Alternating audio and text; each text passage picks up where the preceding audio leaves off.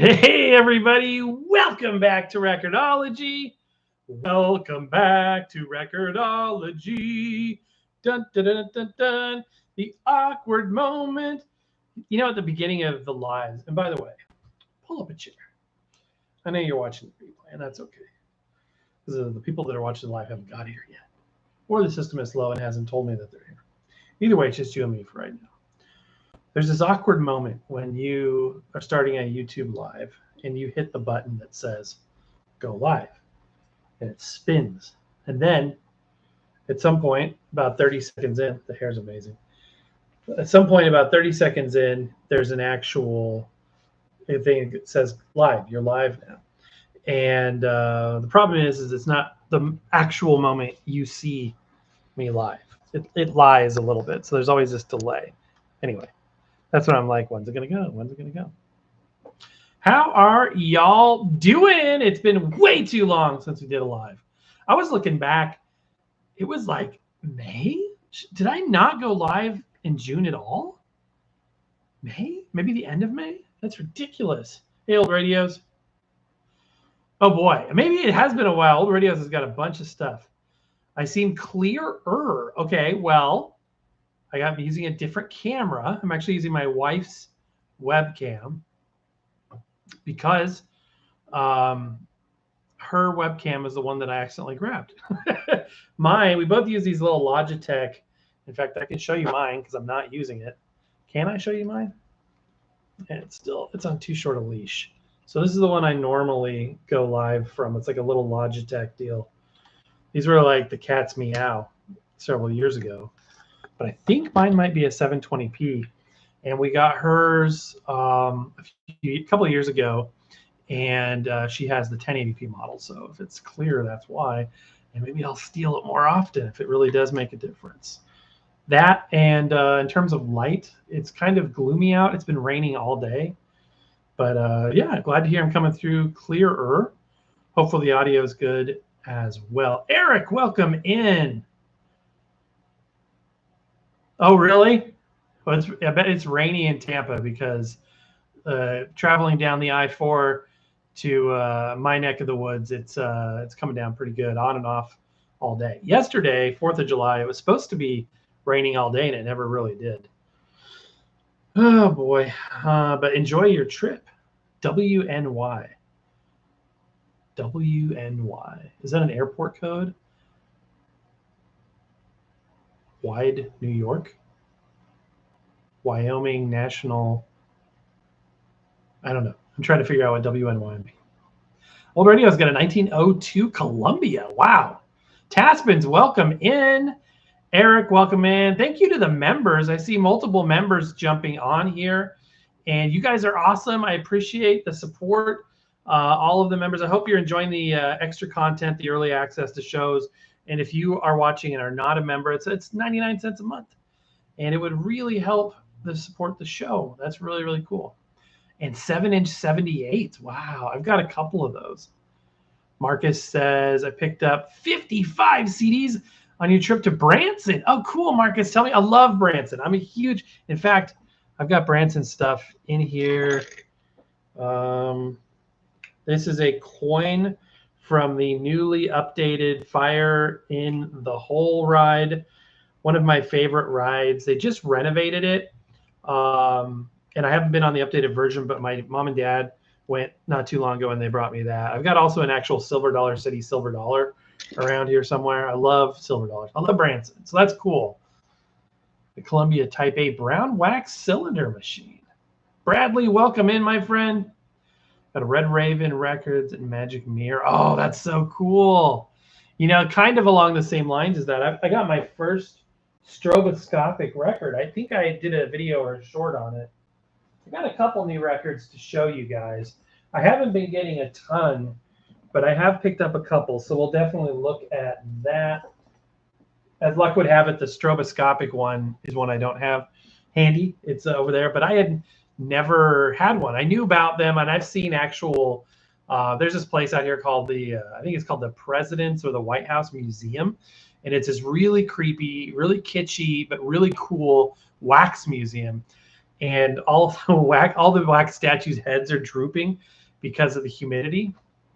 The guy that owns it, super cool guy, knows so much history, and there's so much crammed into this little miniature White House thing. I think it's in Claremont, Florida, and he has an old school zoetrope machine, not a record, but an actual thing where you look through it and crank, and it looks like a horse or something like that. There's some really cool relics out there.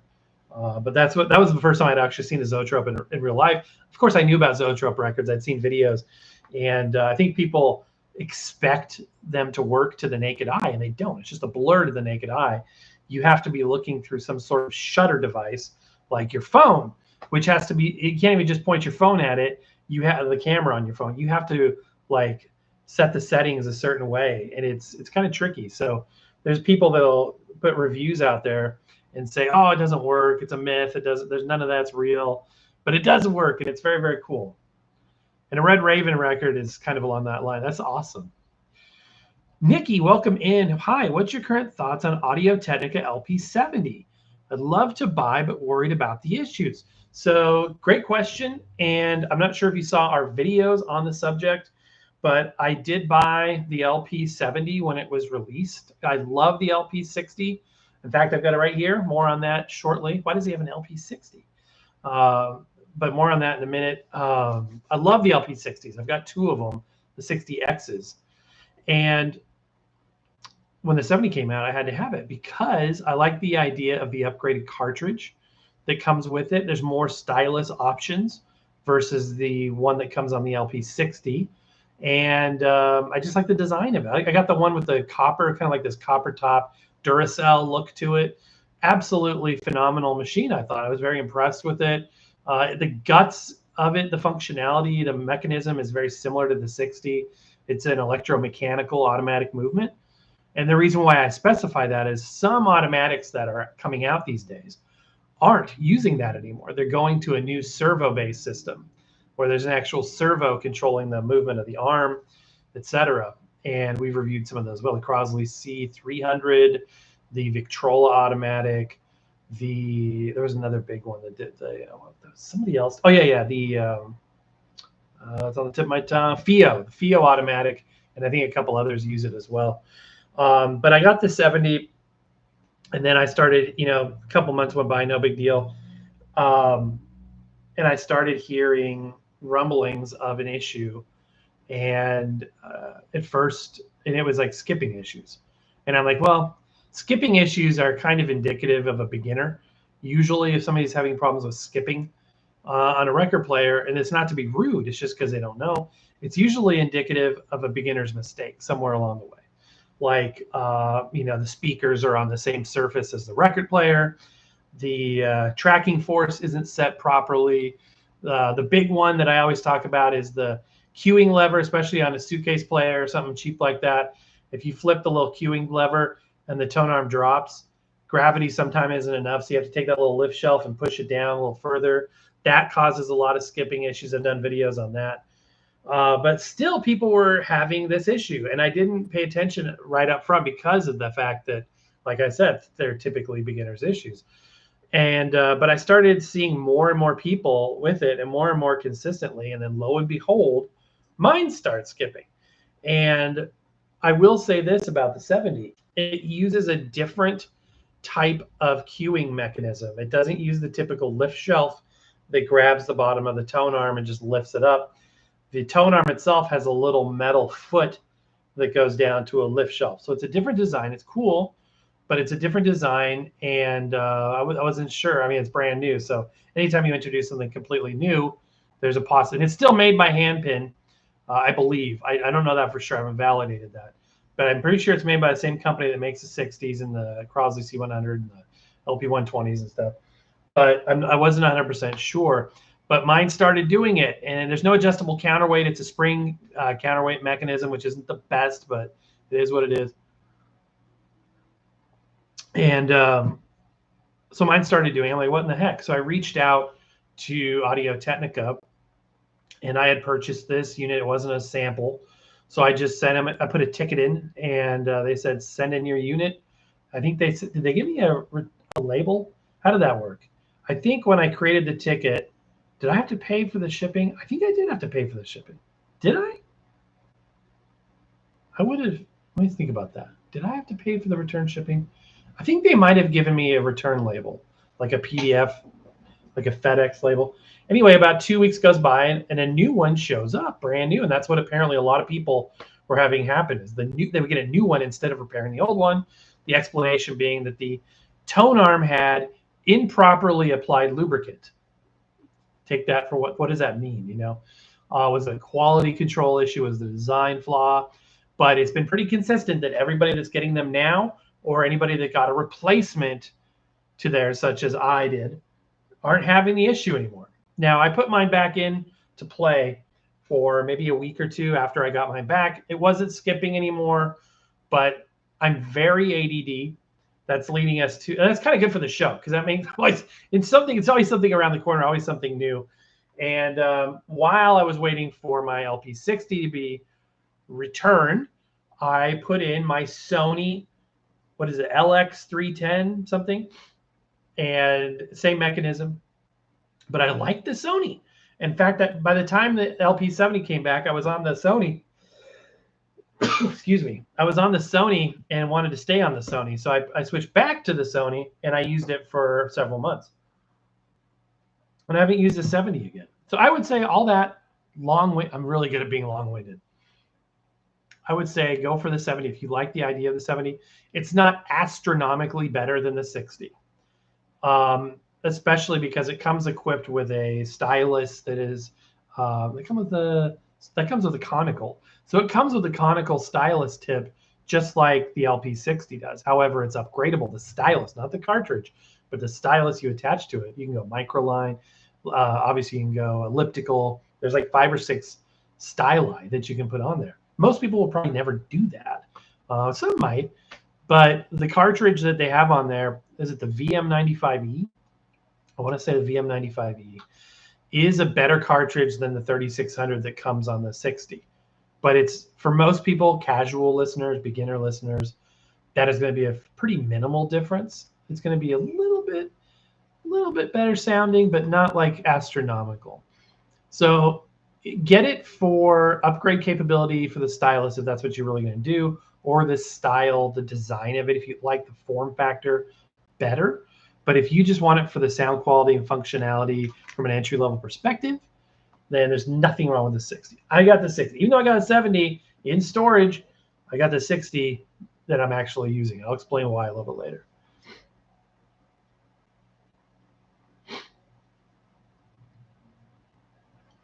Western New York. Thank you. Sorry. I thought it had something to do with New York.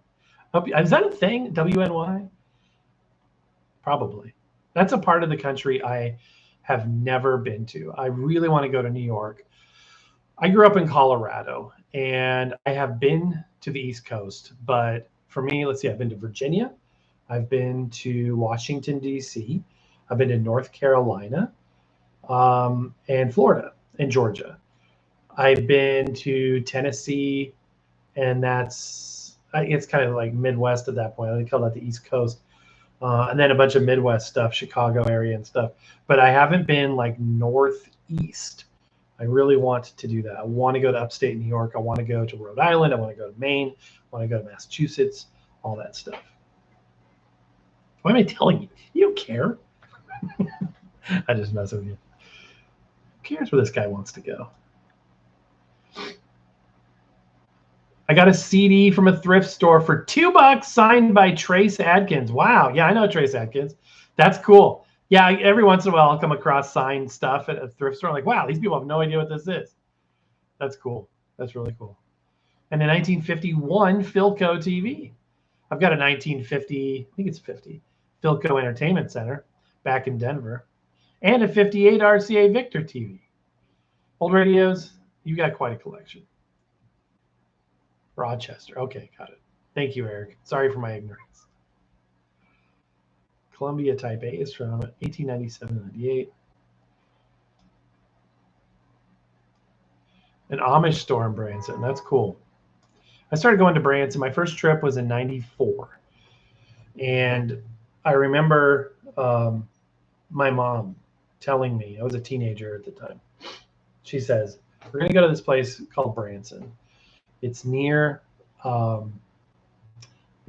Springfield. I think my dad had a business meeting in Springfield, and she said it's in a kind of a.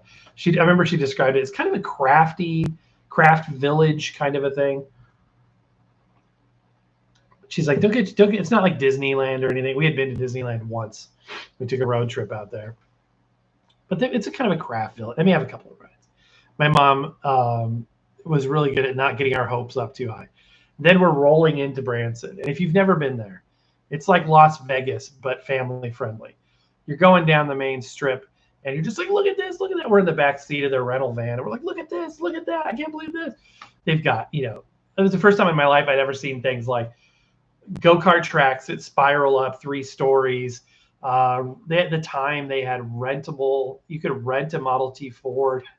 There's helicopter tours, hot air balloons. There's giant Ferris wheels and things, and then you've got like 50 to 100 theaters playing everything from country western to Broadway and everything in between, and an incredible theme park, Silver Dollar City, that's like Disneyland size and quality. It's a sister park to through Herschend Family Entertainment to Dollywood. So a lot of the similar rides. In fact, speaking of Fire in the Hole, Dollywood has a version of it with a little bit different theming. And I think that when they rethemed Fire in the Hole, they kind of went towards that as well. But anyway, that's cool. Got my very first Crosley in Branson. Yes. If you go way back on my channel, you will see me showing a modification I did to a Crosley cathedral radio, a 1940s style cathedral radio.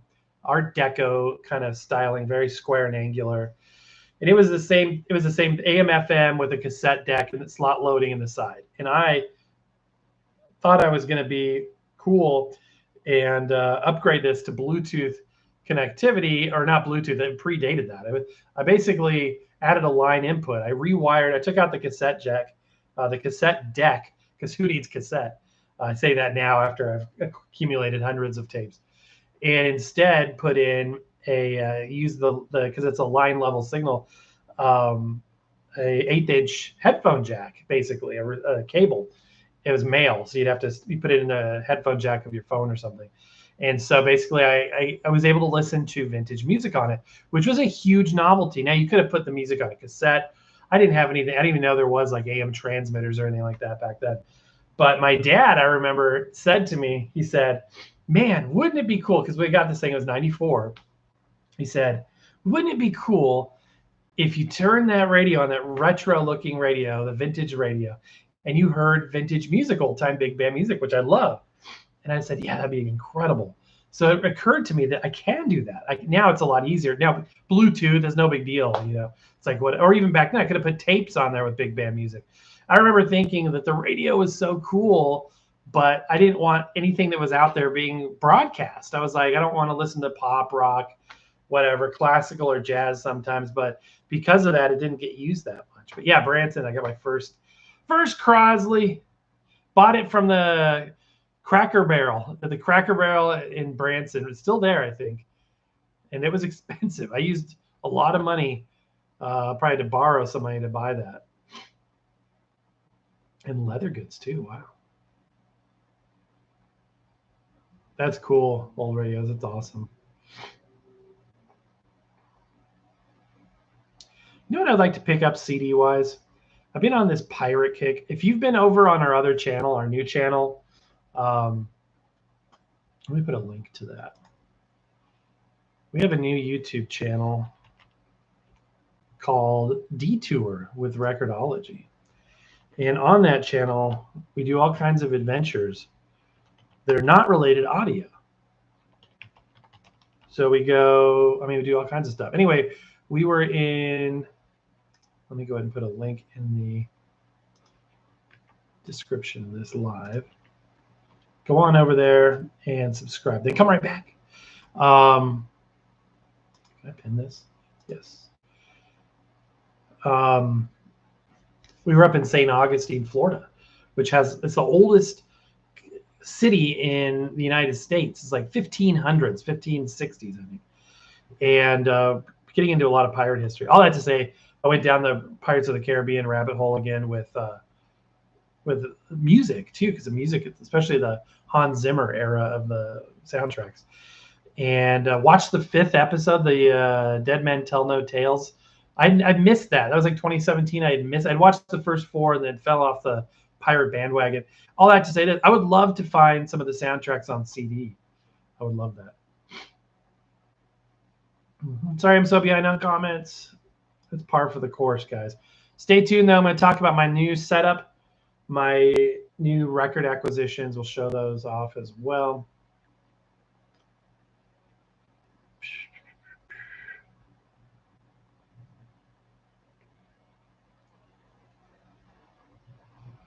RT81. That's a great unit. I've got an 81 Plus, and I scratched the heck out of the varnish with the piano finish. I had the walnut color with the piano finish, and I scratched the heck out of it with that brush that I did that video on.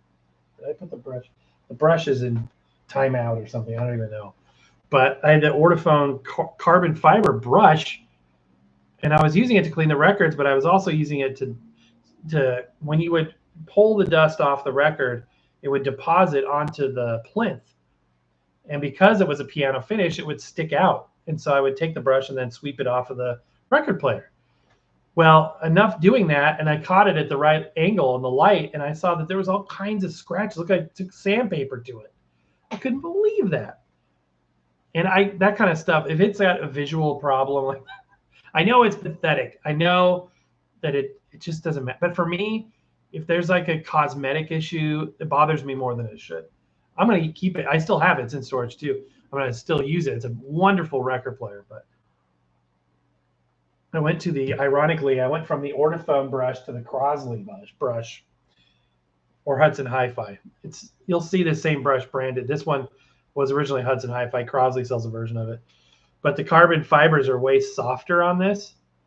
Way softer. And I'm hoping it's not, because I was like, if it scratched the piano finish on the record player, what's it doing to my records? You know what I mean? That's what I was worried about. Like, that can't be good.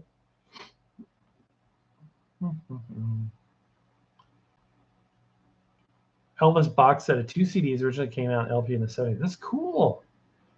Oh, that's really cool. Nice. Good find. I picked up a Grail box set recently too. I never thought I would own this. I did the video, but if you missed the video, it's a 3 Tenors box set of their 1994 concert at Dodger Stadium in Los Angeles. And these were originally pretty pricey. This is a limited edition. I was at Sound Exchange. Oh, cool. I didn't even notice this. Picture that. This is my favorite 3 Tenors. This is like gateway music into opera for people that don't like opera. I like opera, but it'd be hard for me to sit down and just like play one start to finish. But I really love the 3 Tenors. So I knew that these box sets existed. I had all the soundtracks already I had acquired on CD, but it's sealed. And since I have another playing copy, I'm going to keep this limited edition one sealed. And then it also has a VHS videotape of the concert. Subsequent versions of this box set had DVD instead. I will open this and play this. It's on YouTube, which is where I've watched it many times. But I just love it. It's a nighttime concert, and it has some other materials as well. And this is really, really cool, I think. It's the actual program that people would have had if they were there. This is the program that they would have handed to you when you walked in that night at Dodger Stadium. I just loved it. I picked it up for like $7. I was not even looking for it. I was just, and I did the video. If you want to see me discover it in real time, I filmed it, of course. But we did that Sound Exchange video a week or 2 ago. Check that out. And I was just looking for something. I was looking for DVDs or something. And I saw this in the back. I was like, what? And I was like, yes, absolutely want that. Do I need it? No. Do I need it? Yes. There you go. Appreciate y'all being here, by the way. Thank you for spending some time. stopping by. If you're watching the replay, thank you for doing that as well. Oh, you're very welcome about the overhang. That was something that I learned too. And I was just sitting here and I had the overhang gauge. I used to think it was a stand. I'm like, oh, that's a cool stand. And I'm like, wait a minute. Why does it say 52 millimeters? I'm just sitting there looking at it like, a stand wouldn't probably say a measurement. Before I just like keep in my, oh, that's a great way to hold a cartridge. And I looked it up, and sure enough, I learned what it was, and I just passed it along. Well, actually, before I passed it on, I'm like, does this really make any difference? So I tried it out on, and I listened before and after, and I'm like, I heard a noticeable difference. So I just wanted to pass it along. It's all show and tell. I've never been an expert here. I've always been an enthusiast that talks too much. Sorry for the yawning. It's not the company. It's not even the hour.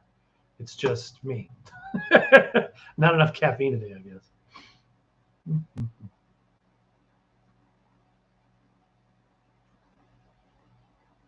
Fast Hunter, welcome in. No, it's just me rambling and trying to catch up on comments. You probably left that comment a half hour ago. Just now getting to it. We're going to talk about we're going to look at the record haul. When it wasn't, well, I'm going to look at the records that we've acquired recently, a couple of them, and talk about my new setup. You can see some changes that I'll talk about, and there's others you can't. I've added yet another record player in here. I now have 4 active turntables, 3 of which are within arm's reach.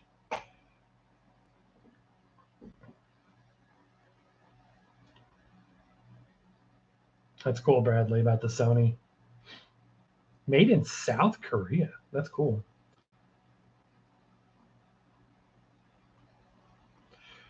Revolution 9. Yeah, that's everybody's favorite Beatles song. Yeah.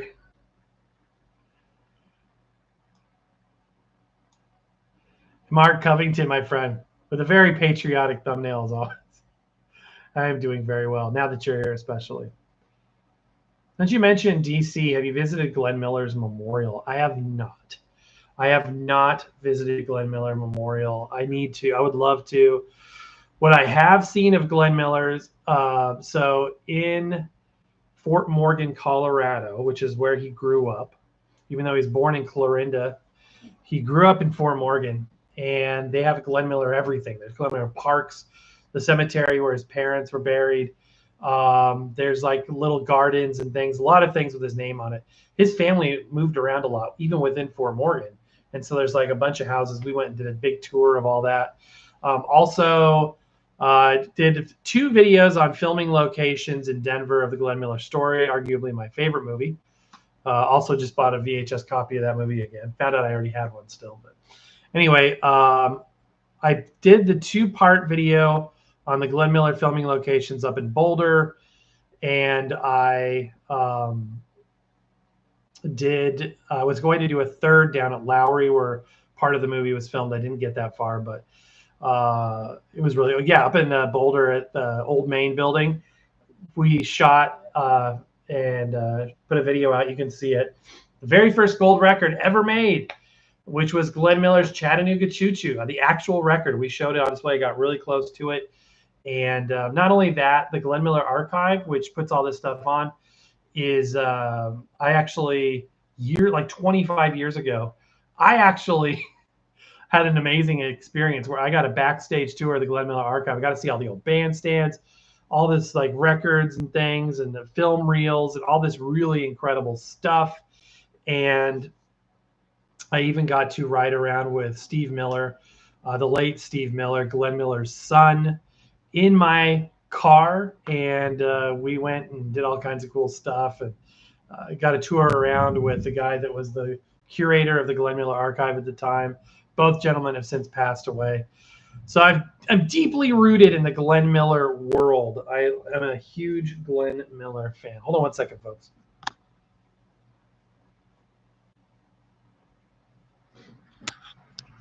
Still there? Sorry. I just had to wipe my nose, and I just didn't want you to have to watch that, as graceful as that is. Also, the Glenn Miller up at the college there, they have a big ballroom, the Glenn Miller Ballroom. Philco is in 50. Yep. There's a great website that shows the Philco products year by year, like a catalog. It's amazing how many models of everything, TVs and radios they had. Alex, welcome in. Appreciate you being there. Yeah, if you haven't checked it out yet, join our other channel. I put a link in the chat. I'll put one in the description as well after I get off of here. But we go on all sorts. Yesterday we went and rode the Liberty Bell steamship that's going to be closing for good on Monday. Today's the last day to ride it. Old radios. One of the 78s was about President McKinley's funeral. You know, there was an interesting thing. When I went out to Houston the last time and toured, I got to meet up with our friend out there, Kurt Knock, who does the auctions. They do quarterly auctions. Here's one of his catalogs. You like 78s? You like vintage records? Check out how many he's selling. Yes, those are individual records. All of them historic and noteworthy. Every quarter he does this. I love the record labels as well. That'd make a really good thumbnail. I might switch the thumbnail to that.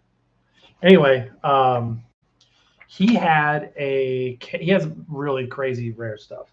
It's a museum in there. And go watch those videos. The Willy Wonka of records is what I call the first two videos. And then just type in Kurt Knock on the channel, spelled Nauck, and prepare yourself for a journey like no other into the coolest stuff. People like old radios and those that collect this stuff, don't miss out on that. Don't miss out. Marcus, I think it'd be right up your alley too. Anyway, all that to say this, he had a box of records that were all the speeches recorded of President Hoover, which is kind of interesting. Kobe, welcome in. Brett, welcome in. How's the C100? It's working great. It's the left-hand side. And I'll get to that in a minute. But yes, the C100 is working great. I had it in storage for over a year, brought it out recently, and I love it. It's so underrated. It's the best bang for the buck if you want that style of turntable. There's nothing wrong with it. There's nothing wrong with it whatsoever. It's not the best thing in the world, but it's not cheap. It's not under-featured. It's just perfect. It's great, especially for the price. It's I think you can get it for like 150, 199 bucks now.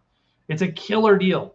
It's a killer deal. If you want an LP120 but can't afford one, chances are that you could have this and really, really enjoy it. I've got too many record players, Fast Hunter. It's a problem. It's a happy problem. And it is the champagne one, you're right. But you can only get the champagne color one on the Crosley website. Also, the color kind of reminds me of like an 80s Marantz color. We reviewed a Marantz linear. I think it was the first linear I reviewed several years ago, like 2018-ish. And it was that color too, I think. Kind of an 80s look. Alex says, can you make a video showing your record collection? Yeah, we've done that. I've done the record collection stuff. Have I done that? I feel like recently I did something similar to that. We might do that again. I've talked about this before because I've hesitated doing videos about the records themselves because I feel like for a while, I'll tell you what, you guys are in the live. So you guys are the inner circle of folks here, right? So I can trust you to not judge, but I felt self-conscious about the size of my record collection. I'm not trying to be a funny joke, pun, or any of that. Literally felt like, A, it was going to be so heinously oversized that people are going to say that's wasteful and ridiculous, or B, people are going to say that's heinously undersized. And, like, how can I watch a record channel from a guy that owns, so few of records? So I've kind of been vague in showing all the records. I've never shown them all together. I've shown bits and pieces of things here and there, but I haven't said, here's everything I own. I haven't even counted all of my records. And I certainly am not somebody that's gone onto Discogs and cataloged all of them. I don't have any interest in doing that. I like Discogs, but I don't want to catalog my records. I don't want to do that. But I did a rough count, and what I did was I counted one bin, however many records are in one of these crates, and then I multiplied by all the crates. And I got a figure around somewhere between 1,100, 1,300 12-inch LPs, which is, I've come to figure out, because Frank of Channel 33 shared that he has around, I think, about the same number, 1,300, 1,500. So I feel like that's an appropriate number for a YouTuber to have for records. I really don't want records that are just here for no reason. I try to listen to all of them. I listen to records a lot during the day while I work. As you know, I'm very weird, and unlike most people, I don't have like a listening room. I don't have my living room doesn't even have a permanent record player in it, whereas I have 4 in here in the office. That's because I work from home and I listen to music while I work. That's how I listen. I got my good speakers here. I've got my good record players here, and this is where I consume music. So I work at the computer, and I listen to music while I work, and that helps me be productive. I'm able to really be productive. So I have a different setup than a lot of people. So it's kind of interesting like that. Now, I've also got a healthy collection of 45s, compact discs, cassette tapes, 8-track. I got some 8-track, maybe 28 tracks. Not my favorite format. About the same number of mini discs. I've got quite a bit of reel-to-reel. That's another topic. The reel-to-reel saga continues. And I'm not making another video about it, at least not for the foreseeable future. But anyhow, a lot of people listen to music while they work. But I just like to listen to vinyl. Helps me focus. Helps me it helps me work better. And I think that's the way it is with a lot of people. But I don't go sit on the couch and listen to my records. It's just I'm different like that. So yeah, I'm different like in a lot of ways.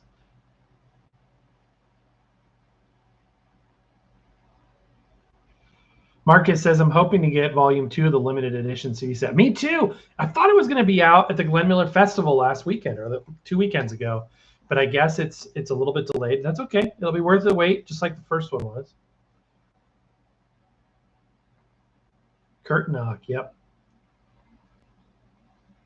Wow. The Nipper label from 02, that's awesome. What book was that you were showing? Mark, that was the catalog, one of the catalogs to Kurt Knock's auction. So this is, he publishes this beautiful paper. Look at the back of this. Bound catalog. And this is one for an auction that it closed on April 13th, 2024. And look at the back cover, full color printing. This stuff is crazy. It's so cool. And then he's got all of the records grouped by type and section. And then basically you go on the website, you place a bid, and the auction closes, and it goes to the highest bidder. And look at that, 40th anniversary. He's been doing this. And a lot of you guys know about this already, but I'm just looking through some of the different types. Advertising records, Red Cross records, children's records, test pressings, movie soundtracks, movie promos, V-discs, anything you could think of, spoken word, all kinds of super, super rare stuff. And then what was really neat is he also did, here's another one of the auctions. This is from even older. This is auction number 74 from 2023. Look at all these labels on the back. These ones are all records for the most part, but he recently did one that was stuff. It was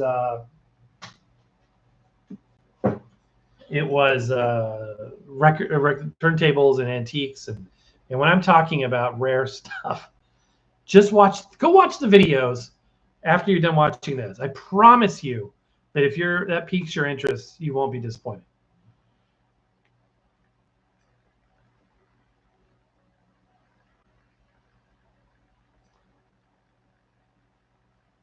Old Radios, I'm so impressed that you have the patience and the knowledge to work on that kind of stuff and to fiddle with it. One thing that I'm learning the more that I get into this is that I don't enjoy fixing vintage equipment. Maybe that's a hot take. I don't know if that's, I just don't enjoy that. I do that out of necessity. But if you give me something that's broken, I'm like, oh man. Now you maybe say, well, what if it's a grail item that's worth fixing? Then in that case, yes. Like my 49 Philco. Kurt Knock gave me the Philco. He's like, hey, you want that thing? I'm like, yes, he gave me a 49 and a 46, the Bing Crosby unit. And by a strange turn of events, I bought a 46 a few weeks before. One of the 46s I'm doing a Bluetooth conversion on. The other 46 I sent to a friend who fully restored it. And then I sent the 49 to him and paid him to restore it as well. And he fully restored that. So that was worth shipping across the country multiple times and paying to have it restored because it was a grail item to me. But usually a broken item, I'm just like, I don't want it. I don't want that. You know what I mean? I don't want a broken thing. So I'm learning that I'm gravitating towards more modern things. And I have a lot of old stuff, but I'm gravitating more towards the newer things. And there's a whole controversy, of course, vintage versus new. And I still have I'm dabbling in both camps. I'm looking over there because that's where the Philco is. I've slowly revealed all of the new stuff. But yeah, that's kind of how I feel about it right now.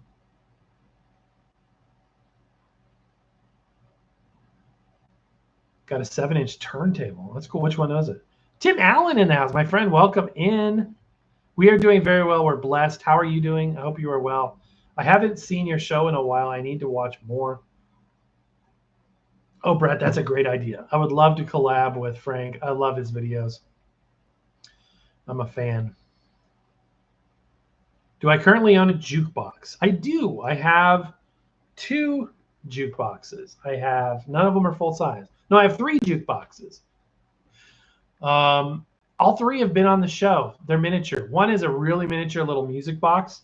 You drop a quarter in, and it plays like a little sound, a few different sounds. And I think I've had that on the show. It's really basic, but it's a novelty item.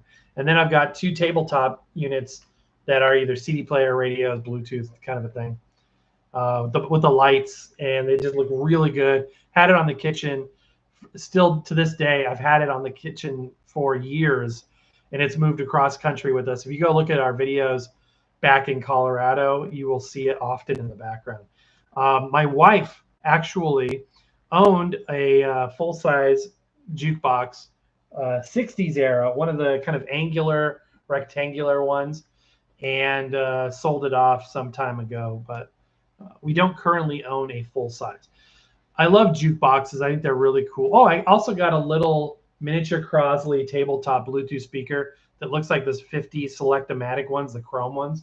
That's really, really cool. But if you look at our videos from CES back in 2020, I can't believe it's been half a decade since I was at CES, right before we were all wearing masks. But there's people out there wearing masks before it broke. And I was like, what's that all about? Boy, did I find out what life was like wearing one of those. Not fun. Anyway, they had Crosley and other companies too. But I remember the Crosley ones. They had some jukeboxes. They sell, so does Victrola. But I don't know what the quality is of the Victrola ones. But the Crosley jukeboxes are made in partnership with a company in the UK. And they're beautiful. They're like full vintage. They make a 78 changer. They're custom. I mean, they're $10,000+ a piece. So they're made to order, right? But they use high-end magnetic cartridges. They're custom designed and built in the UK. Full bubbler lights. It's the real deal. They make a 78 changer and they make a 45 changer at least. There may be more than that, but those are cool. I would love to have one of those. Absolutely. I absolutely like that. That would go in the man cave. I don't have a man cave right now. I have storage. I need a man cave.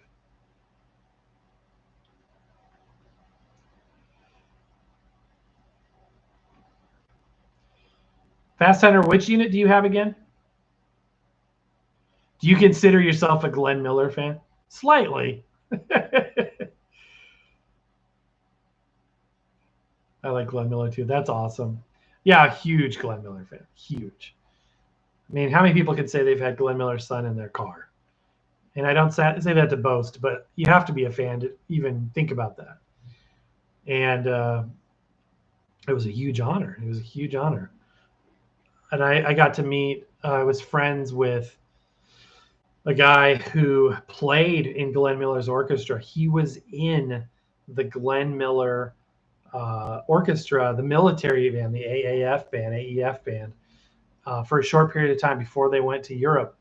His name was Gordon Dooley, and he was a big band. He became a big band leader in the Denver area. He was a regional big band leader and was one of the local famous big bands of the late 40s and 50s and 60s and even up to the 80s and 90s. I also went to his second to last concert that he gave. He did a retirement concert, called it his swan song. It was like at a VFW. No, was it a VFW? It was either an Elks Lodge or a VFW or something like that. And I went there and I made a recording of it too. I have a recording. It's not a good recording, but he was a really good guy. And I befriended him, and gosh, I miss him. I haven't thought about that. I haven't thought about him in a while. But he played with, I remember calling him up. Did you really play with the Glenn Miller? He was so cool. He was so nice. And yeah, Gordon Dooley, look it up. Dean Bushnell is another one that was a big band in the Denver metro area. Man, I haven't thought about. Thanks for the memory. That's good. But yeah, huge Glenn Miller fan. Toured all the sites in Colorado, and especially the Glenn Miller archive. Got to go backstage with Alan Cass and Steve Miller, and see all that stuff, and just be like, it was like the end scene of Indiana Jones and Last Crusade, where the Ark is going off into the warehouse, but it was like much smaller. But it was like that with all Glenn Miller stuff everywhere. It was incredible. And that was before I got into records or anything. All my Glenn Miller, and a huge collection, it was and is, because I still have it, was all on CD.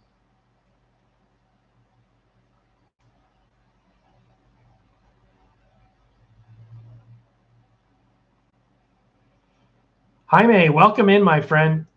Have I heard about the We Are Rewind boombox? I have heard about it, and I've been talking to my contact at We Are Rewind in Paris, and we may be able to review it, I hope.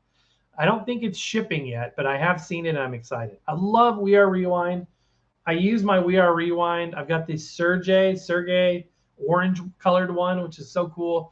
I've seen like their limited edition chrome one, and all different colors. It's a cool unit. Anybody that says it's not good just hasn't had it. I think it's awesome. They are expensive. They are expensive, but what shows up is very substantial, very heavy, and very well built. Current record player is a JVC AL E1BK from 1987. Got it from my grandma. Included in it was JVC speakers and a cassette deck from the same set. Cool. So I am going to do what I do sometimes during these lives, and I'm going to look it up. Not because I don't believe you, because I want to see what it looks like. And see if it's something I have reviewed or something similar. E1. ALE5. It's probably something similar to this. Okay. It's funny you say 87, because even without knowing that, I would have said to you, man, this looks a lot like my 1987 Technics. Very similar cabinet design. Wow, that's really interesting. I like it. I feel like I might have reviewed a JVC like this. Maybe not this model, but yeah, even the placement of the reject button is very reminiscent of Technics, with the lip that kind of sticks out. And it's an SLBD 22, the Technics that I have from 87 with the P-mount cartridge. That's cool. Really cool. Do you have any RCA cables you consider your favorite? RCA cables? I do, actually. I don't know what brand they are. They're over in one of my bins, but they're short. I wish they were longer, but there's some very well insulated ones. Basically, the thicker, most insulated cables are my favorite. Hey, Scott, welcome in, my friend. So glad you are. We just got done talking Glenn Miller and the new volume 2 that hasn't shipped yet. Looking forward to it. Okay, so you guys have made it 50 minutes into this video, for those of you that have been there that long. I wanted to update on a couple things. I want to look at some records in a minute, but before that, I want to talk about my setup changes that I have made and why I have made that. Harkening back, did you order yours yet, Scott? I didn't order mine yet. I'm going to wait until it actually starts shipping, and then I'm going to order it.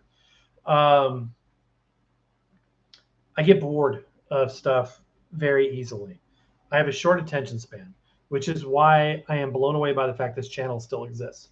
Everybody knows me will be like, oh yeah, he starts books, projects, videos, films, whatever, and I always lose interest to move on to something else.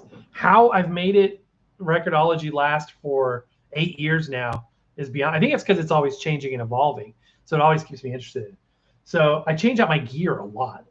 Some things tend to stay around more often, more so than others, like the speakers, the Fluence AI61s. I love them so much. I haven't heard anything better yet, and I like the fact they're powered, so I don't need a receiver.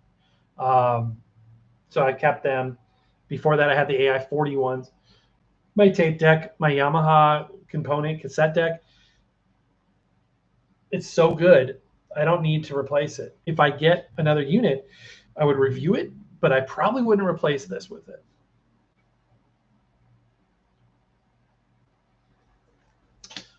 My CD carousel. I love my 5-disc Sony CD carousel. It's a 1998 era unit. It's peak Sony technology for CDs. It's got the 1-bit DAC. It's my favorite kind of DAC. I've done a lot of research about what kind of DACs they're using now. They're using a Delta Sigma DACs these days, not Sony, just in general. Like if you buy some cheap rando CD player on Amazon, it's going to have it's essentially a descendant of a 1-bit DAC, but it's a Delta Sigma DAC. It's confusing stuff, understanding how they work. But from the early 90s to the early 2000s, 1-bit DACs ruled the roost. In fact, I got my D131 right here. Proudly, I'm sure it's too grainy to see this. Somewhere in here it says 1-bit, yeah, right there in the white area, 1-bit DAC. That was Sony's flagship of the time. Anyhow, disk exchange. It's a great unit. So I don't find a need to upgrade this. When it dies eventually and I can't fix it, which wouldn't take much, limited knowledge, that would be the only reason why. So when I got the Yamaha tape deck, and I'm like, man, I love Yamaha, the Natural Sound series. Hello, focus. Let's refocus. Focus. It's soft focus. Can't stand soft focus. Come on now. Automatic focus. Focus. Why did I look soft? I mean, I know I eat too many donuts is probably why I look soft, but why is the focus soft? Gosh, that's driving me nuts. Hold on, let me try to reset the focus here. Anyway, so I got the, yay, focus. Natural Sound Yamaha. I'm like, I need a Natural Sound CD player because they have a whole line of electronics. And I got my hands on one, reviewed it, of course, for the show. Picked it up at a thrift store. And it was okay. It was good, but it wasn't like enough good to make me move on from the Sony. So I actually passed the Kenwood? No, it was a Yamaha, to my dad. I think I gave it to my dad. Internet radio, internet radio. I have the one that we reviewed, and it's a good one. Works good. And the mini disc recorder, that's another story for another day. And the 8-track deck, also another story for another day. And that's it. But the record players, swap them out. The preamps, swap them out. Sometimes I'll feel like I don't want an external preamp, just go internal, solid state, tube-based. By the way, fun fact, tube preamps are, unless you're getting like a super high-end one or a vintage one, are actually still using transistors. They don't use the tubes for full amplification, more of a filter, but it still gives you that warm tonality. So all that to say this, the thing that changes out the most are the record players. Well, we got a super chat. Mark, my friend, thank you so much. I'll get back to what I was saying in a minute. I want to answer Mark's question. Any super chat gets an immediate answer. Are you currently recording any of your music, vinyl, CDs, etc.? Recording as in like digitizing? Let me think if I have done that lately. No, not any of my records. The last records that I digitized were, okay, here's one I did digitize. Because I wanted to listen to it over and over again without wearing out the record. But this promotional record of the Board of Tour, Department of Business Development, State of Minnesota, they did this Vacation Road to Minnesota record with Bing Crosby and Bob Hope. And it's not rare, but it's so fun to listen to. And it's a quality record, too. Unlike the Music to Shave By record, which is also fun, that's a cardboard record. This is an actual vinyl pressed 7-inch record. But I did digitize this. And the way I digitize records, usually, depending on the record player hooked up, if I have a USB one hooked up, which I don't think I have a USB one hooked up right now, I'll just hook that into Audacity and rip it. Otherwise, I will just take my little digital audio recorder, hook it up to the headphone jack of one of the preamps, if it has a headphone jack on it, and I'll just digitize it. And I'll put it into probably MP3, because when I'm listening to that stuff, I'm not going for the highest fidelity possible. Sometimes I'll make wave recordings. CDs, I've ripped CDs lately. I'm trying to think if I've ripped any CDs lately. I think I ripped my Goonies soundtrack. Where is that? I think I might have put that back on the shelf. I recently bought the Goonies soundtrack on CD, and I might have ripped that. But I don't do a whole lot of ripping. But thank you for the super chat, my friend. I appreciate you.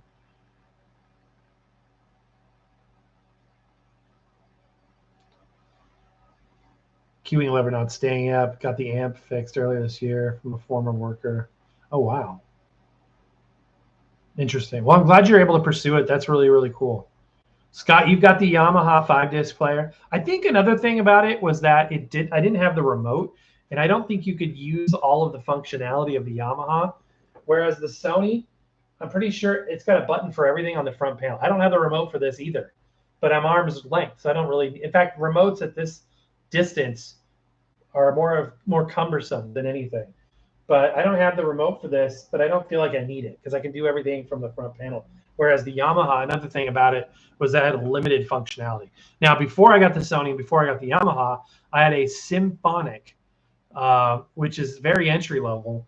Symphonic brand 5-disc changer was my very first one. It was on the channel too. You can look all this up. I love that thing. I was in seventh heaven. It sounded great. I ordered the remote because it also had a limited control panel, and I had the remote for that so I could control all the functions. And I probably would still have it if it weren't for the Sony coming into my life. I really liked it. Steve's got a Denon. Oh, wow. Nice, dude. Duke said, I had the Discman in the early 90s. I really liked the wired headphones. Yeah, wired headphones. I was just before this show, I was listening to my D131 with these bad boys. I never liked these type of headphones when, they were first out. These are the Fio Snowski, I don't know, wired orange headphones with the metal band and the foam pads. I must have never had good ones because I always remember these sounding like crap, like absolutely thin, tinny sound. And I remember as a kid pushing on them to make them have any bass whatsoever because with just putting it on, I remember them being so shrill and just lacking in bass. So I kind of have avoided these, but there's a lot of reviews out and people like these and they're retro now. So in fact, I think Retrospect sells a version of the CD player. They got a picture of it with headphones like this. Koss also makes some like this, and although this did not come with these originally. So I got these to review, and one thing that blew my mind was that they have 40 millimeter drivers. And you may be saying to yourself, 40 millimeter drivers, is that good or bad? 40 millimeters is pretty small. Well, to put it in perspective, These also have 40 millimeter drivers. I was like, these have the same size drivers as this. Now, I got these first, and I was like, wow, these sound good. They sound really good. Like, they have bass. They're very warm. They're very present. They're balanced perfectly. Great headphones. They're wired, no Bluetooth. I'm trying to eliminate as much Bluetooth from my life as possible. Yeah, I'm on this. You've seen my video about the social media thing. I'm trying to not be on not YouTube, but like Instagram, TikTok. I got rid of that stuff. I'm trying to watch less short form videos, spend less time scrolling and more time doing real things, less time pumping Bluetooth radiation into my head. And so I'm interested in more hardwire stuff than ever before. So I got these and I'm like 40 millimeters. How do you fit that in there? Because I knew 40 millimeters was pretty big. And then these came and they're 40 millimeters as well. And I'm like, well, is that going to be too small sounding on these? These will rock your world. They're incredible, thunderous, gorgeous, luscious headphones. And these are way better sounding than I imagined they would be. I was listening to these on the Sony before. I remember back in the day, remember those headphones that look like earbuds, but they were attached to a headband? Those usually were sounding pretty bad from what I remember. Earbuds were kind of the way to go if you didn't have bigger over-the-ear headphones. And they had foam pads.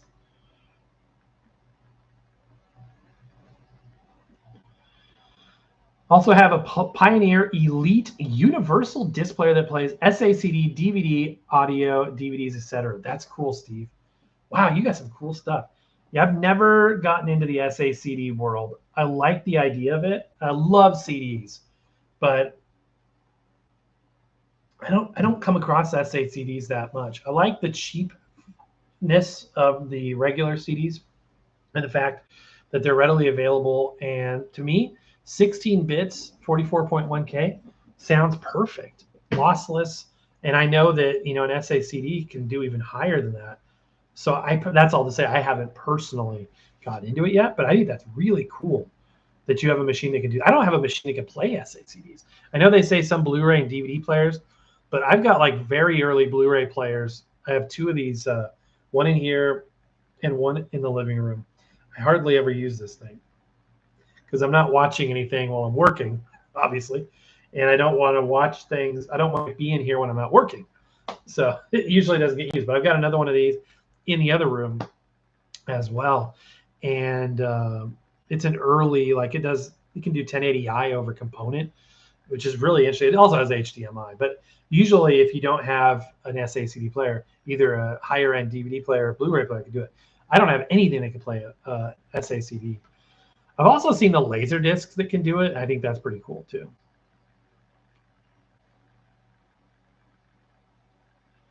YT George Ejiba. Hey, I have a Van Gogh RPO1 record player. It's normal for beginner starting, right? Yeah, that's a beginner unit. We reviewed that. I don't know if you saw our videos on that, but check that out. I don't remember how well that one did. But yeah, Van Gogh RPO1. I do remember those. In fact, we did another one recently. Kind of remember doing one of those recently. Steve's still rocking the SLQL15. That's awesome. Is that the little tiny one, SLQL15? I still have my SLDL1 that a viewer gave me.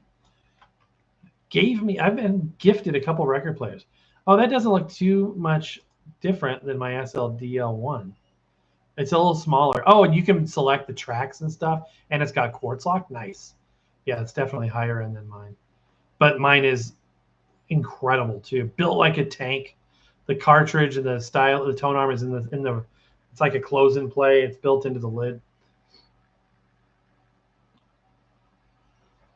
That's really cool. Okay, I'm going to get caught up on comments as fast as I can, and I'm going to talk about the record players. What box 7-inch 45 RPM record sets, if any, do you currently? I do have some.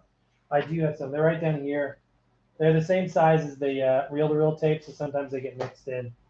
Let's see what we have here. Reel-to-reel tape. Okay, it's a good time to transition into this.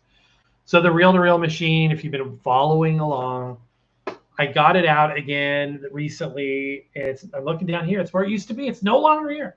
It's a set piece now. It's a static display item.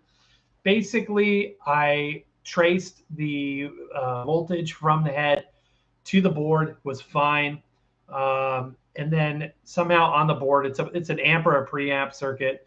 So it's either a transistor, which are known to go bad in those Akais, or it's could be a bad capacitor. And you would need probing and somebody, either deep pockets to pay somebody to do it, or a deep knowledge to fix it. So, and the unit's just not worth it, unfortunately. Though it's a gorgeous thing with the glass ferrite head. I love it so much. But right now I've got good audio on the right channel, and then very thin, low audio on the left. So I can't listen to that. I can't deal with that. So my reel-to-reel experience is limited to my 3-inch reel-to-reel machines for right now.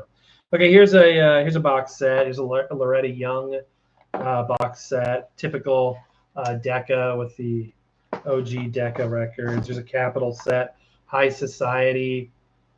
I love this stuff to put on the stacker. Yeah, I've got tons of these. I love 45 box sets. RCA's attempt to compete with Columbia on the concept of what a record album is. Is a record album a collection of records like it was in the 78 days, or is a record album a single disc? And eventually both RCA and Columbia acquiesced to each other and started producing each other's formats as well. What do you think about Van Carpio 1? I just got it. Could be good for you. It wasn't my favorite, honestly, but if it works for you and does what you want it to be on a tight budget, like you said, then more power to you. I think that's totally fine. It doesn't matter what I think. It matters what you think. So if you like it, then enjoy it. I think that's a great starting point. Scott says, Mark, when I was a kid, my dad had tons of 45s. Oh, you lost some of them. I'm sorry to hear that, man. Hey, James. It's the first time I'm seeing you in here, man. It's possible. I know there are YouTube filters in place for for language and things, but I did see that message, so try to put it in there, and hopefully I'll see it. Speaking of headphones, just picked up the new Sony WH-1000 MX6. Wasn't cheap, but holy cow, do they sound incredible. Wow. So, sounds good, Steve. That's awesome. What colored vinyl, if any, do you currently? You got these great transitional questions. Yeah, I love colored vinyl. Love colored vinyl. Absolutely. This is one of my recent acquisitions.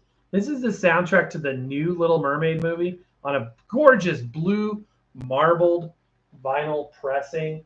I've never seen this movie. I love the original, but I've never seen this. But I got a killer deal on this, and I wanted to hear the music because I love Alan Menken. And this also has some new lyrics by Lin-Manuel Miranda. I love him as well. So it was such a good deal that I picked it up anyway. Usually I wouldn't buy a soundtrack if I didn't love the movie. That being said, I've got tons of colored records now, which I love colored records so much. In my opinion, every record should be a colored pressing. I don't think that they should be on a boring singular color. I'm trying to find, I have an Elvis somewhere in here. I love also Clear. This is my copy of Now and Then. Another viewer gift, if you can believe it. Man, that seems like a long time ago that we were all fawning over Now and Then. Parlophone records, Clear vinyl. I love this stuff. Why not make it that way? They're first and last on one record. I think that was a cool idea. But actually, that's not the record I was looking for. I was looking for another record.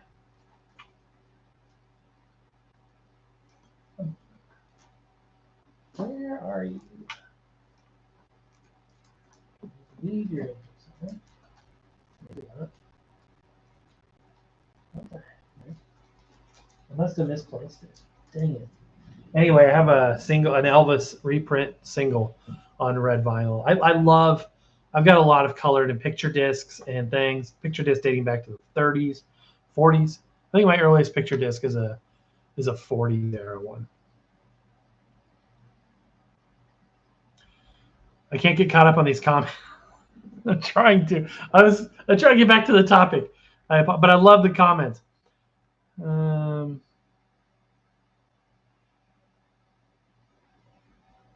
Christmas 45 box set. Yeah, Steve. I have that right down here. Come on. Yes, right down here. Hold on. Bear with me. Awkward angle, sorry.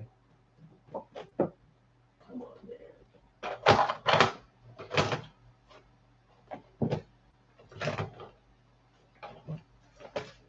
Yes. Okay. 78 box sets right down at the bottom of that case. Yeah, love this. So cool. This predates the movie, but it still has the newer version of the White Christmas recording, the newer recording. Yeah, you find these out there. I've seen them. I see them from time to time. They're not especially rare. That's because it was so popular that they made millions of them, which is good for us because we love this stuff and it's available for us.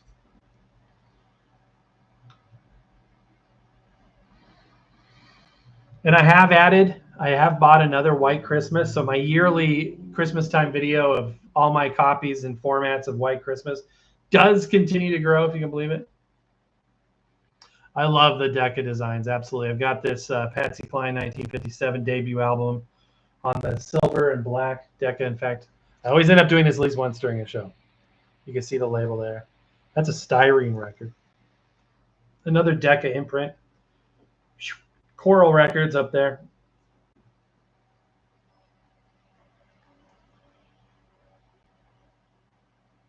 Oh man, James, thank you so much. I don't know why the message got deleted. Or did it get deleted, or the system just acting up? Oh, I'm so glad you like the C100. And stay tuned because I'm about to talk to you about mine. I'm so glad that you got that. That's awesome. That's a great unit, isn't it?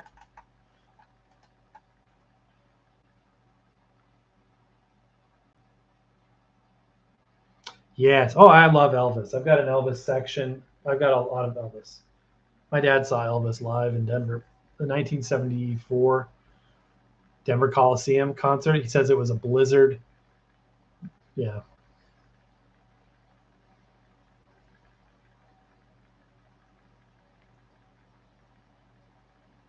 That's so awesome. I've seen those Japanese MCA versions. That's cool, Scott. What is that on the front of your shirt? So this is funny. Can you tell what band that is? Let me stand up. I usually wouldn't do this on a show. The Maybe Man Tour. Anybody know what band that is? I didn't go to the concert, but my son did, and I got a concert shirt. Try not to crush anything with my rolling wheels. And the Japanese version of Bing's Merry Christmas is almost the same as the American version, but two different songs. Oh, interesting. Hey, Barry. We've been going for about an hour and 13 minutes, but true to form, I'm behind on everything. So I'm just glad you're here now. Okay, so I was talking about the new record player setup. Obviously, let's start up here. So my Technics SLB5, my gorgeous, as I call it, my forever turntable, early 80s. They had this design from the late 70s to the early 80s. Belt-driven stacker, works flawlessly. Got it for free from my friend's dad, if you can believe it. No, not my friend's dad, my son's friend's dad. He comes home one night. He's like, "Hey, Dad, you want this thing?" I was like, "What the heck? How did you get your hands on this?" All it needed was a new belt and a cartridge, and it's been working perfectly ever since. It's very lightweight physically and hollow. So I've paired it with this Fluence stabilizing deck. It's just a heavy slab of wood on pointed rubber, spongy, spring-loaded feet. And so it withstands some of the vibrations so that it's not as microphonic to tapping. But it works great. Flawless. So I've moved that. Now, if you remember, this was up here many months ago, but I had put I put the Philco 1949 automatic slot loading record player up here. But I don't listen to it that much. Usually if I'm listening to it, I'm filming it, so you can get an idea from that how often I listen to it. I love it. It's beautiful, works perfectly. It's been fully restored. but it limited how much I could do with the other space that I have available. So, but I didn't have a good home for that, and that's what kept it up here. So I found a new home for it, and it's over by my train set.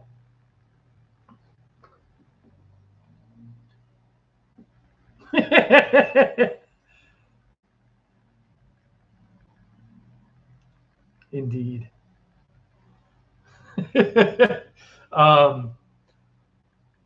So it's over there. I've got a couple of record crates, and there's a perfect spot. They're sideways, and it fits on there perfectly. So I've got that over there now, which is great. So I get to it easily.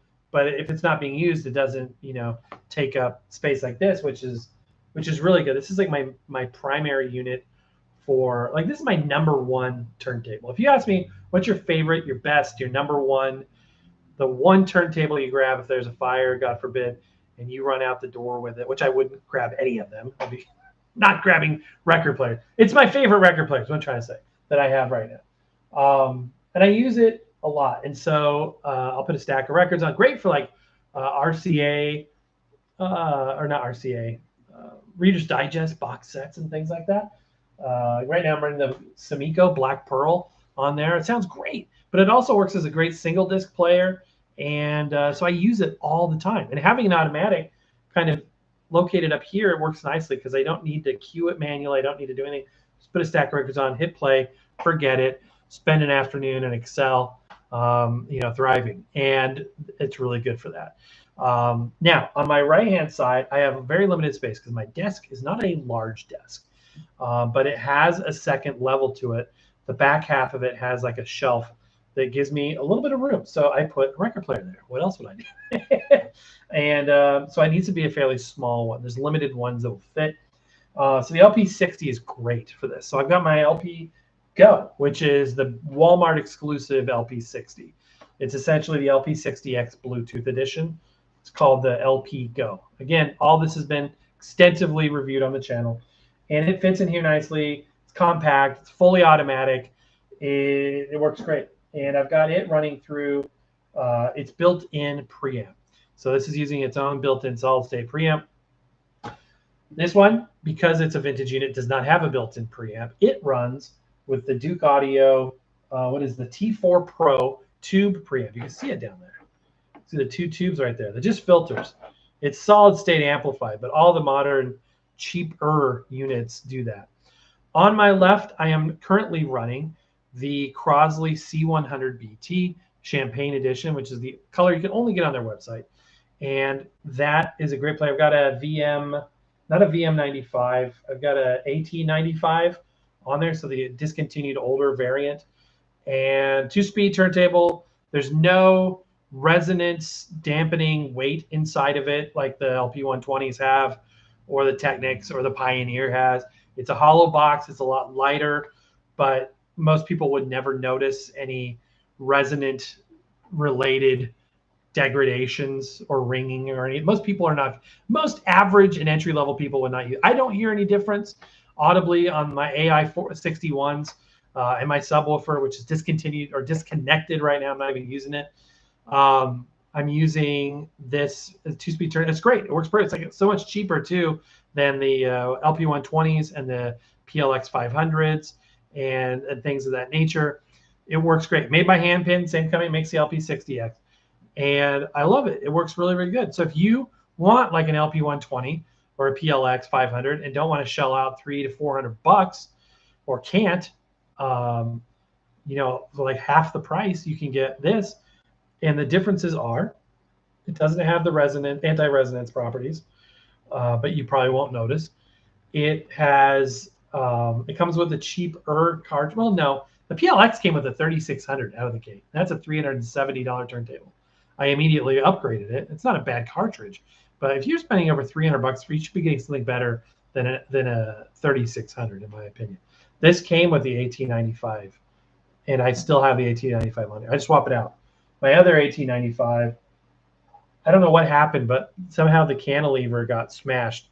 I looked over and it was riding very low, and it needs a new stylus now because the cantilever is just pancaked down. So I had another 95. I put that on there. Sounds great. Love it. Discontinued cartridge, but that came factory with the C100. Let's see what else. Doesn't have a queuing light. It's only 2 speeds. It doesn't have the third, so if you're not playing 78s on it, you won't miss that. It doesn't have the VTA adjust, but even the LP120s don't anymore. PLX does. Let's see what else. It comes with a plastic 45 adapter instead of the metal one. And that's about it. Besides that, it's very similar, made by the same people that make all the other turntables. So that's been my left-hand manual deck. I like a manual turntable over here and an automatic over here and a changer over there. And now I have the slot loading automatic 1949 Philco over there a ways. There you go. Whew, I feel better now. Got that off my chest.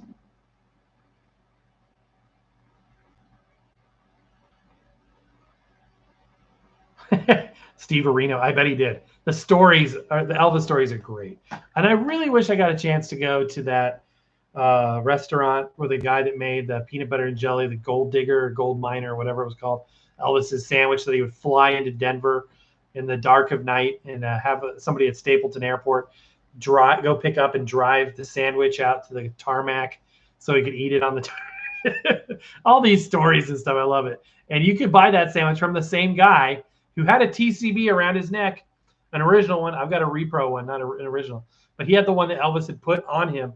And up in Golden, you could go there up until like a year or two ago. And he closed, and I didn't get over. I never got over there.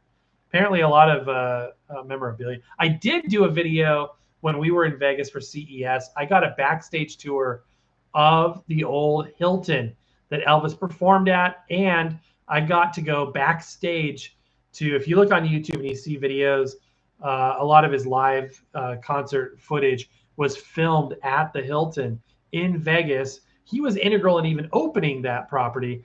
But anyway, there was a special spot that says Elvis stood here. We got to go into his private green room. His suite up on the top floor had been renovated, so you couldn't see that anymore. But Elvis's private elevator, all this stuff. My dad and I are going to make a pilgrimage to Graceland one of these days. There's also a full-size replica Graceland here in Orlando, if you can believe that. There is a Graceland with the gate and everything. It's a private residence, and it's a 1-to-1 scale replica of Graceland, not with the pool and everything and the outbuildings, but with the actual main building, the pillars and the statues and the gate with the music notes. I need to get out there. Yes, now's the time to get the Christmas records. They're cheaper than ever now.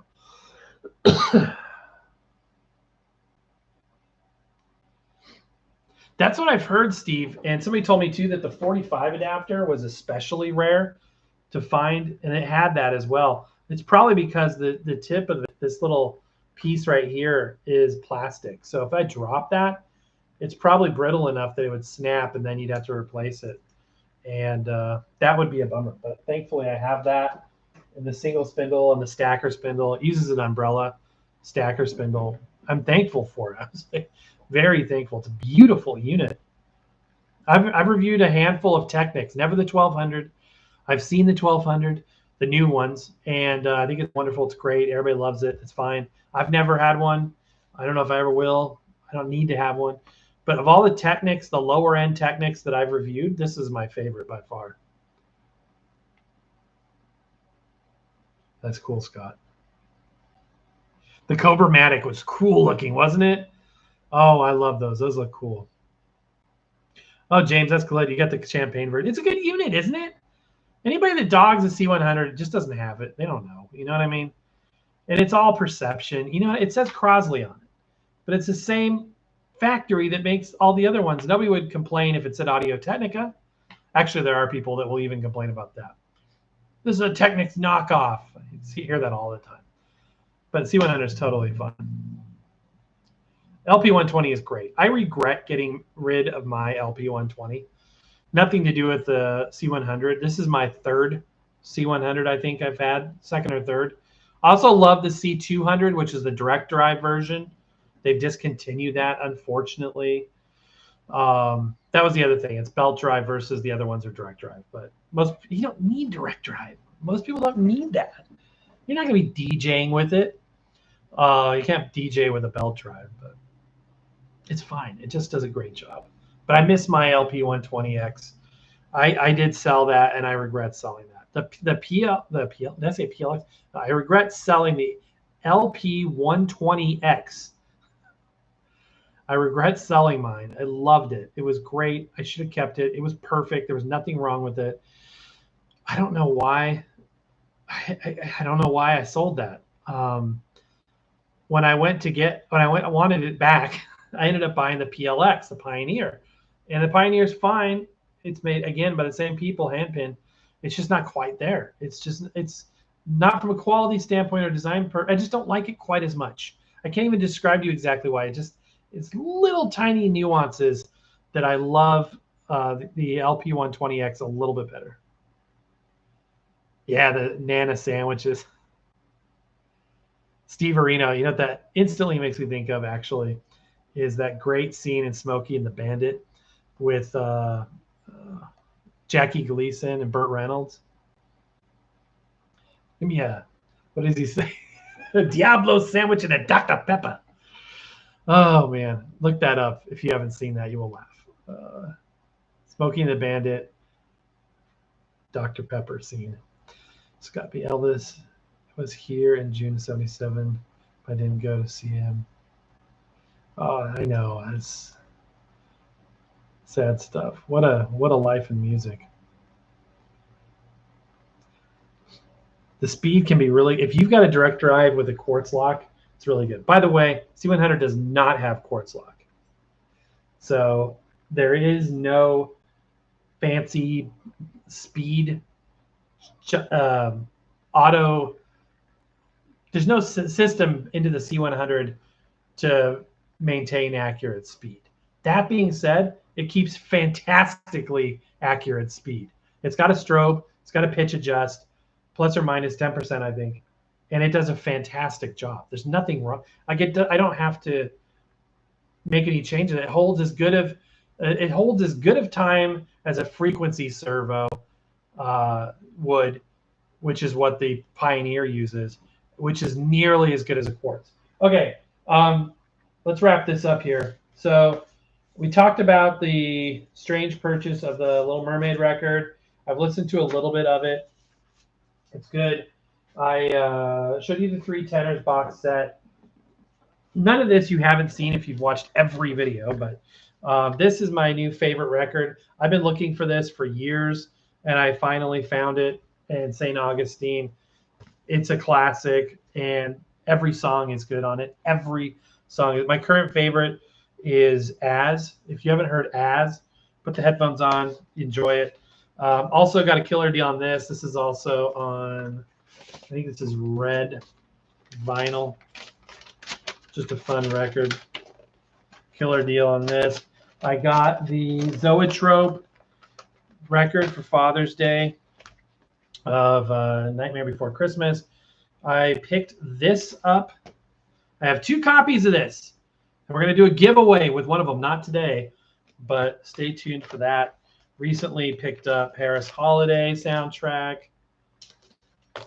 Some Irish music. Joni sings Irish favorites. Adding to the Bing Crosby collection, Jack B. Nimble, narrated by Bing Crosby. There's others, but this is what's right down here. And Goonies soundtrack. That's about it. That's the latest and greatest. I really wanted to talk about the new equipment layout and why I've done it that way. But you know what? It could change tomorrow because I changed them out quite a bit. So, yeah. Yeah, Smokey and the Bandit. So good. Can I get some Hush Puppies, Daddy? We got time for Hush Puppies. Steve Areno, Steve Canopa, sorry, Scott, and everybody else, James, my friends, a huge thank you for being there. Yeah, the Ice Age vinyl, it is fun. It is fun. It is really cool. I've listened. I have, like I said, 2 copies. We're giving away one. I have an internet radio that we're going to be giving away, new in box as well. That's been on the agenda for some time. So the giveaways will be coming back sooner than later. And I can't wait to do that. I just want to say a huge thank you for being there. It looks like the stream is freezing up anyway, so it might be a great time to jump off. But before that happens, huge thank you. Please go check out, look at the pin in the comments. I'll put it in the description as well. Our new channel. Subscribe for me over there if you wouldn't mind. I would really appreciate it. And we've got awesome content coming your way. Pre-production's already in the works for the next videos, and we will see you there. So happy record hunting, and we'll see you next time. Thank you, guys. Appreciate it.